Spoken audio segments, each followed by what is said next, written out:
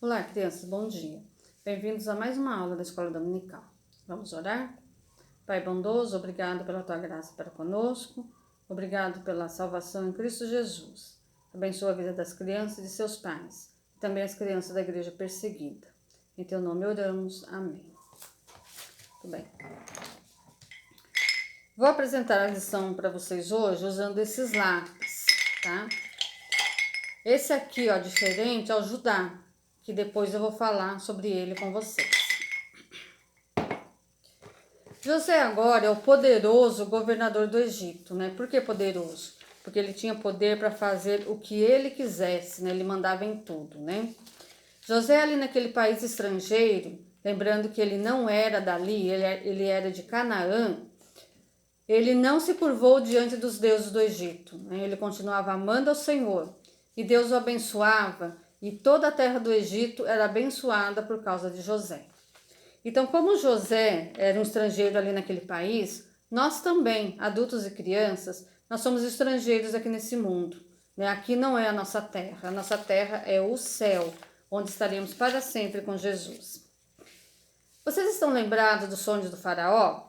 Gênesis 41, 29 e 30. 41, 29 e 30, ó. Eis aí vem 7 anos de grande abundância por toda a terra do Egito.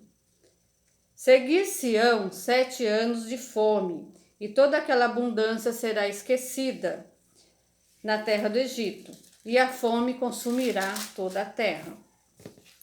Pois bem, os 7 anos de fartura estavam chegando no fim. E durante esse período de tempo foi produzido muita comida, mas muita comida mesmo. E foram guardadas, né, em grandes celeiros, tiveram que construir, né, celeiros enormes, né, para guardar toda aquela comida. De todas as terras vinham pessoas para comprar mantimento. E quem vocês acham, né, inclusive de Canaã, quem vocês acham que vieram também comprar alimentos, né? Isso mesmo, né, os irmãos de José. Eles chegaram ao Egito e se apresentaram para o governador, né? Esse amarelinho aqui é o José, tá? E se prostram diante dele, né? Lembra? Isso faz vocês lembrarem de algo? Olha só, se prostram diante de José, né? Você se lembra dos sonhos de José? Lá quando ele era menino, né? O sonho das 11 estrelas, o sol e a lua, esses sonhos que deixavam os irmãos dele muito irritados, né, com raiva dele. Pois bem, esse sonho acabou de se tornar realidade. José reconhece seus irmãos, mas seus irmãos não reconhecem José. Afinal de contas, passaram-se 20 anos, né? José agora é um homem adulto, né? Um homem poderoso, né? Ele não é mais aquele menino indefeso que foi desprezado e vendido pelos irmãos, né? Naquele dia que deve ter sido o dia mais triste de sua vida. Será que eles, né? Quando seus irmãos chegam, né? Ali no Egito, José pensa assim também, ó. Será que meus irmãos, né? Será que houve mudança, né, no caráter dos meus irmãos? Será que eles continuam os mesmos, né? Maldosos e egoístas? Ou será que agora eles se amavam, né? Se respeitavam? E mais importante, amavam e temiam a Deus? José queria saber. Por isso os testou de várias maneiras, né? Eu vou apenas dar um resumo, tá bom? Mas vocês poderão ler todos esses detalhes do capítulo 42 a 45 de Gênesis. Então, resumidamente, aconteceu o seguinte. José fingiu que não conhecia os irmãos. Acusou os irmãos de espionagem. Mandou colocar o dinheiro de volta no saco dos irmãos, para levar de volta para casa. Deixou eles presos durante 3 dias. Eles ficaram presos durante 3 dias.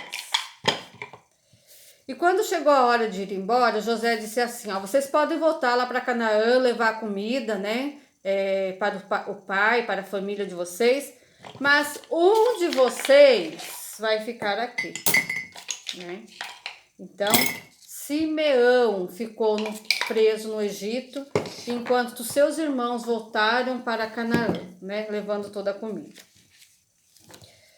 Exigiu que Benjamim viesse na próxima viagem, né? Lembrando que Benjamim não veio com eles dessa vez, tá? O pai não havia deixado. E escondeu seu copo de prata nos pertences de Benjamim, quando Benjamim veio na outra viagem, né? Muito bem. A atitude dos irmãos de José diante de todas essas situações, dessas circunstâncias, né, terríveis, mostrou e provou para José que eles sim haviam mudado, né? Havia havido mudança no caráter de seus irmãos. E eles também reconheceram, né, a culpa e a responsabilidade pelo que eles haviam feito com José, quando José era menino, lembram? Lá, né, vendeu José para o Egito e tudo aquilo, mas... Então, ó, 42:21, ó, o que eles falam uns para os outros, ó, eles estão preocupadíssimos. Então disseram uns aos outros: na verdade, somos culpados diante do nosso irmão José, pois lhe vimos a angústia de alma quando nos rogava e não lhe acudimos. Por isso nos vem essa ansiedade. Então os irmãos de José ficaram pensando que tudo aquilo que estava acontecendo era Deus castigando eles pelo que eles haviam feito contra José. Mas Gênesis 45, aliás, diz assim, ó. Então José, vendo, né, que havia havido essa mudança, né, no comportamento de seus irmãos, que agora eles eram diferentes, José então se dá a conhecer a seus irmãos. Ele fala, ó, eu sou José, tá? Eu sou aquele menino que vocês venderam para o Egito. Mas vocês não fiquem preocupados, não. Olha aqui.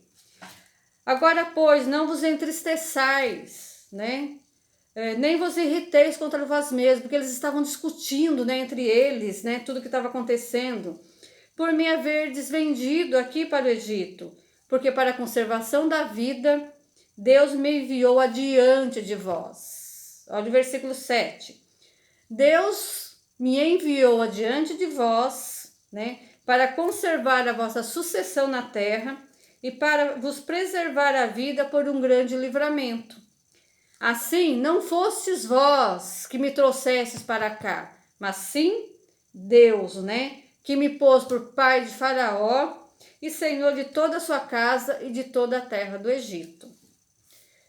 Então José consola seus irmãos, houve perdão e reconciliação, né, entre os irmãos de José e ele, né? Houve reconciliação e perdão. E tudo o que aconteceu na vida de José estava nos planos de Deus, né?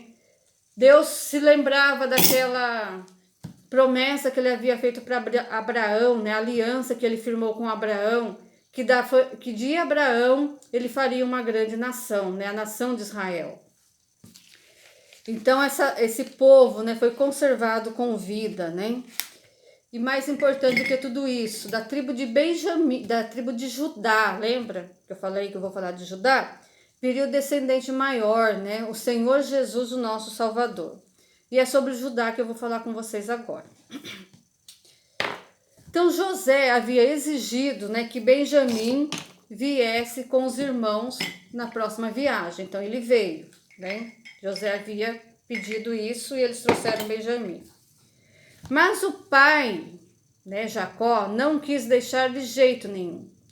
Mas Judá, então, diz o seguinte, ó, 43, Gênesis 43:9, ó, o que Judá diz para Jacó: eu serei responsável por ele, da minha mão o requererás. Se eu não trouxer e não te puser a presença, serei culpado para contigo para sempre, né? Então Judá se responsabiliza pela vida de Benjamim e está disposto a sofrer qualquer castigo que seu pai queira colocar sobre ele, né? Se acontecesse algo com Benjamim. O copo de prata de José foi escondido no saco de Benjamim. E no saco de quem fosse encontrado esse copo, porque esse copo ele era muito importante para o Egito, né, para os egípcios, era um copo que significava um copo sagrado, né, para eles. E com quem fosse encontrado esse copo, essa pessoa seria escrava no Egito para sempre.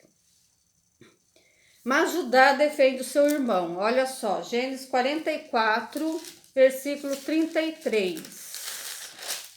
Olha o que Judá diz para José, em defesa do seu irmão Benjamim. 44, 33. Ó. Agora, pois, fique teu servo em lugar do moço, né? Por servo de meu senhor, e o moço que suba com os irmãos. Porque como subirei eu, né, a meu pai, Jacó, se o moço não for comigo? Para que não veja eu o mal que a meu pai sobrevirá. Né? Então, Judá se coloca no lugar de Benjamim, né, para sofrer, né, as consequências da escravidão. Lembra que eu falei para vocês que o escravo ele não tem mais identidade? O escravo ele só obedece e ainda por cima é castigado de formas terríveis. Então Judá se coloca no lugar de Benjamim, né? Então a atitude, né, o amor sacrificial de Judá para com Benjamim prefigurou, né, quer dizer, foi uma figura da expiação vicária de Cristo por nós, né? O que quer dizer expiação vicária? Quer dizer sofrer em lugar do outro, né? Então, a morte voluntária de Cristo concedeu vida eterna a todos nós, né? Então, Jesus se colocou em nosso lugar, né? Para todos aqueles que o aceitam como Salvador e Senhor de suas vidas. Crê no Senhor Jesus, crê no Senhor Jesus, crê no Senhor Jesus e será salvo. Crê no Senhor Jesus, crê no Senhor Jesus, crê no Senhor Jesus e será salvo. Muito bem. Nosso versículo para decorar, que é das lições 6, 7 e 8, está lá em Romanos 8, 28. Sabemos que todas as coisas cooperam para o bem daqueles que amam a Deus, daqueles que são chamados segundo o seu propósito. Sabemos que todas as coisas cooperaram para o bem de José, para todos aqueles, né? Para os seus irmãos, para toda a sua família, ok? Então, decorem esse versículo e guardem ele no coraçãozinho de vocês, ok? Então, um abraço, um bom domingo para vocês e uma boa semana. Tchau!